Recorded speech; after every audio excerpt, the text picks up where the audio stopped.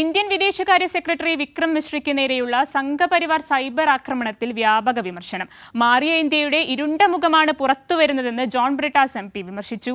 India Pak വെടിനിർത്തൽ ധാരണ പ്രഖ്യാപിച്ചതിന് പിന്നാലെയായിരുന്നു വിക്രം മിശ്രയ്ക്കെതിരെ വ്യാപക സൈബർ ആക്രമണമുണ്ടായത്.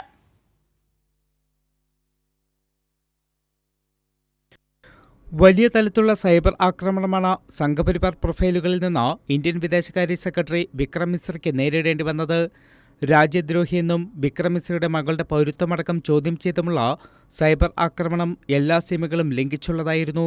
സംഘപരിവാർ സൈബർ ആക്രമണത്തിനെതിരെ വ്യാപക പ്രതിഷേധമാണ് ഉയരുന്നത്. സൈബർ ആക്രമണത്തെ അപലപിച്ച് IAS അസോസിയേഷൻ രംഗത്തുവന്നു.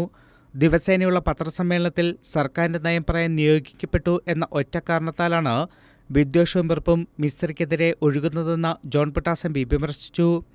തങ്ങളെ യുദ്ധഹറിയന്മാരാക്കി മാറ്റിയ സ്വന്തം പാർട്ടിയിലെ നേതാക്കന്മാരോടും അതിന് ഒത്താശ പാടിയ മാധ്യമങ്ങളോടുമല്ല ഇവർ കണക്ക് തീർക്കേണ്ടതെന്നും മോദിക്കെതിരെ പറഞ്ഞാൽ അഴിയെണ്ണേണ്ടി വരുമെന്ന് ഭയന്നതുകൊണ്ടായിരിക്കാം പ്രതിരോധിക്കാൻ കഴിയാത്ത ഒരു പാവപ്പെട്ട ഉദ്യോഗസ്ഥനെ പുലഭ്യം പറഞ്ഞ് ബലിയാടാക്കാൻ തീവ്ര വലതുപക്ഷം ശ്രമിക്കുന്നതെന്നും ജോൺ ബ്രിട്ടാസ് MP പ്രതികരിച്ചു. മാറിയ ഇന്ത്യയുടെ ഇരുണ്ട മുഖമാണ് ഇത് പുറത്തു കൊണ്ടുവരുന്നതെന്നും ജോൺ ബ്രിട്ടാസ് MP വിമർശിച്ചു. അസദുദ്ദീൻ ഒവൈസി, മുതിർന്ന കോൺഗ്രസ് നേതാവ് സൽമാൻ ഖുർഷിദ് ഉൾപ്പെടെയുള്ളവരും വിക്രം മിശ്രയ്ക്ക് പിന്തുണയുമായി രംഗത്തെത്തിയിട്ടുണ്ട്. 1989 ബാച്ച് IAS ഉദ്യോഗസ്ഥനായ മിശ്രി പ്രധാനമന്ത്രിമാരായ AK ഗുജ്റാൾ, മൻമോഹൻ സിംഗ്, നരേന്ദ്രമോദി എന്നിവരുടെ പ്രൈവറ്റ് സെക്രട്ടറിയായി പ്രവർത്തിച്ചിട്ടുണ്ട്. News desk Kairali news.